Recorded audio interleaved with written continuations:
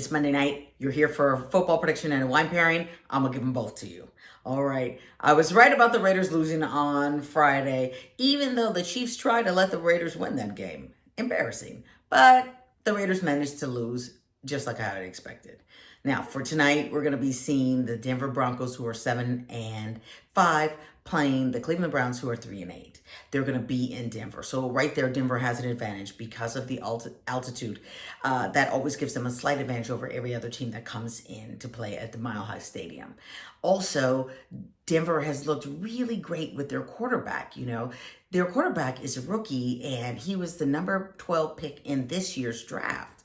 So he has been playing so well that he has 3 consecutive games with 2 or more touchdowns and 0 interceptions. The last person to do that was Russell Wilson in 2022 when he was still playing with the Seattle Seahawks, and he did that over 4 games. So given the number of games that are left in the season, there's still time for Bo Nix to either tie or pass Russell Wilson with that record of consecutive games of 2 touchdowns or more with no interceptions.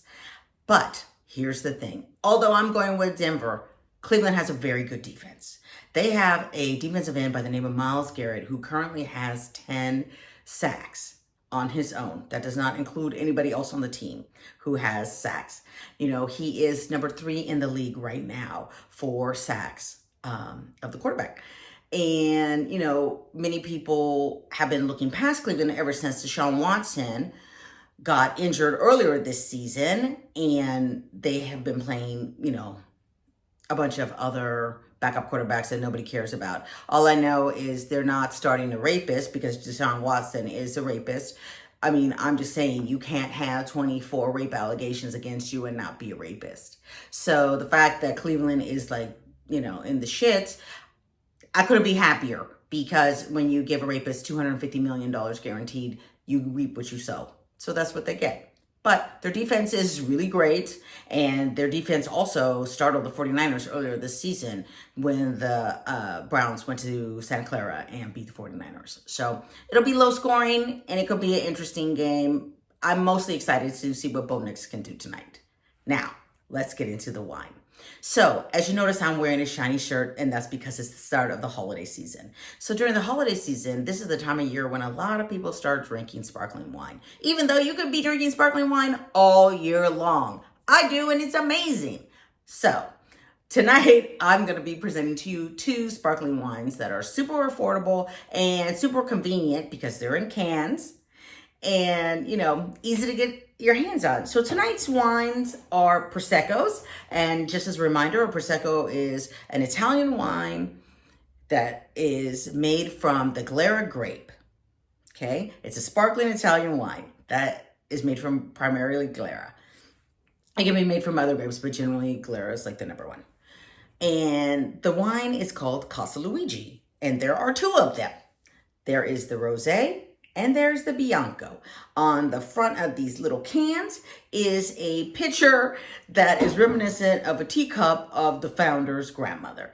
And each of these cans is 8 ounces. Now, in case you didn't know, the average wine pour in a restaurant is 5 ounces, so you're getting 3 extra ounces. And it's 11% alcohol. Because it's in a can, it's super convenient. You can take it with you any place. So that's pretty nice. Now, I'm going to start, because it is in a can, I poured both of them into a glass because I really don't like to drink anything except for soda out of a can. I just feel like you can taste the can. Let's start with the rosé. Okay, it has a great light pink salmon color. You'll see that there's light carbonation, and that's really perfect because you don't want to give this to somebody and they're drinking it and now they're also burping at the same time. So on the nose, we're getting a lot of ripe fruit, a lot of red fruit, raspberry, strawberry, currant. There's also a little bit of blueberry in there and a little bit of blackberry. All right. And on the tongue,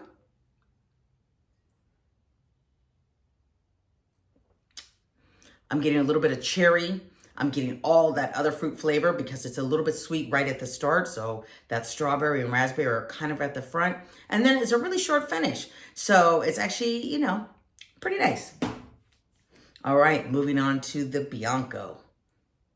Of the two, this was my favorite. I liked this one better.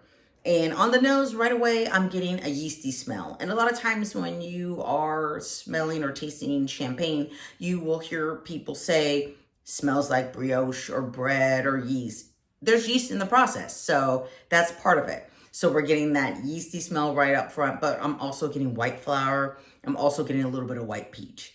And then on the tongue, there's a really faint kind of green herbaceousness in this, and that white peach sweetness is right up front. Again, light carbonation and kind of a long finish for a prosecco, so I was surprised by that. I think they're pretty good. I got 8 of them for $15, so it's like super affordable. I'm gonna be pairing this with fried chicken. As I mentioned with the champagne, the bubbles in prosecco will help cut through anything that is greasy or fatty or salty. And fried chicken is all of those things. And it's Monday after a holiday. I obviously don't want to cook anything, so I can go out and get this. So to recap, go ahead and take Denver tonight. Go ahead and keep your eyes out for Casa Luigi in the can. And I'll see you on Thursday. Cheers.